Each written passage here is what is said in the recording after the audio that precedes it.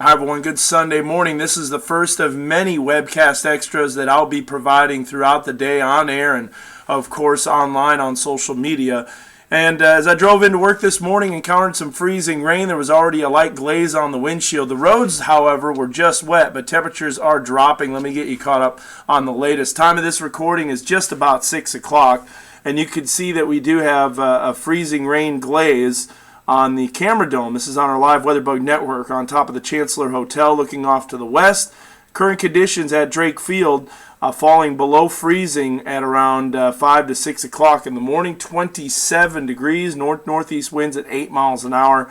Light precipitation occurring. Let me get you caught up on the temperatures across the area. Again, these are the 5 o'clock observations. 25 in Bentonville, 25 in Rogers this morning. Springdale, as the sensor literally just came on a little after 5 o'clock in the morning, 28 in Springdale.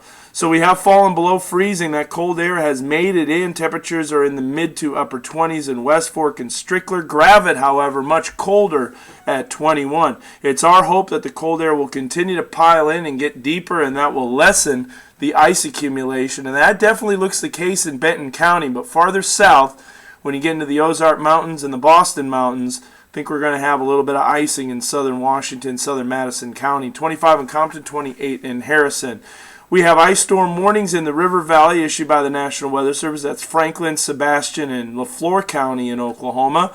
That goes until 6 o'clock tomorrow morning. The winter storm warning, goes until 6 o'clock tomorrow morning. Ice storm warning actually stops a little bit earlier at 6 o'clock this evening. Reason for that is precipitation will shift off to the east. Here's your precipitation type. Notice it's a glaze. That's pretty much what we've expected. Hopefully the sleet transition will move in quicker than expected, but not what we're seeing this morning. So very light precipitation. Thankfully this hasn't filled in a whole lot, but these little pockets could provide a little glaze on your windshield, as well as starting to see the trees glaze as well in the Fayetteville region.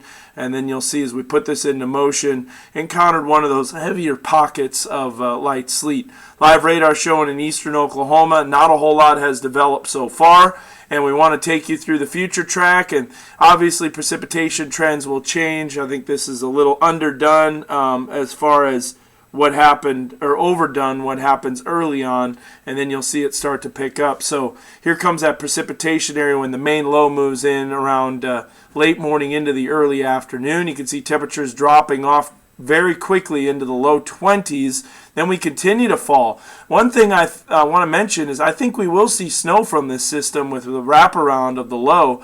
And what that means is you get the cold air to wrap around. It gets deep all the way from the ground up into the top of the troposphere. And literally we are going to see possibly a few inches of snow, maybe even 2 to 4 inches in Benton County after it's all said and done.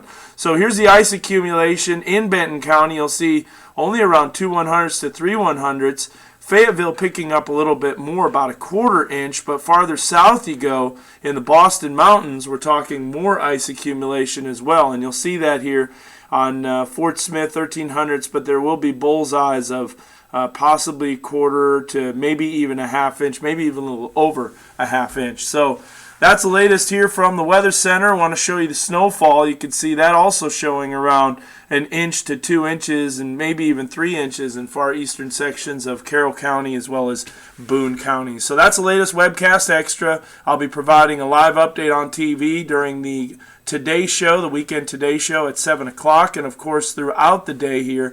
Also, you can see our Twitter address, WeatherDan, that's mine, and also NWA Weather Authority on Facebook. Let us know what you're seeing as far as road conditions, if the trees are starting to glaze over, if you're getting an ice accumulation, and let us know about it. Until then, keep it here with your Weather Authority, and we'll keep you safe.